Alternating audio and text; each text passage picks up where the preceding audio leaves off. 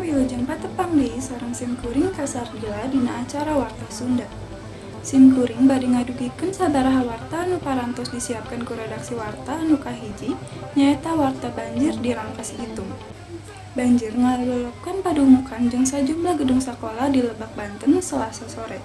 Murid kudu nyabut sapatu marehenana pikeun indit ka sakola. Hujan badak salila 3 poe ngaganggu kagiatan warga jeung siswa. Banjir saluhureun 30 nepi ka 50 cm ngajadikeun murid-murid kudu leumpang ngaliwatan genangan nepi ka indit ka sakola nepi ka tadi peuting masih keneh hujan di wewengkon Rangkas Bitung Lebak Banten. Warga ngaharepkeun sakedapan saluran drainase teh. Rupikeun sakitu warta anu parantos didugikeun ku simkuring kapayunan pamirsa sadayana. Muji ieu warta janten manfaat kanggo pamirsa sadayana wilujeng tepang deui dina waktos anu kapayun. Hatur nuhun. Wassalamualaikum warahmatullahi wabarakatuh.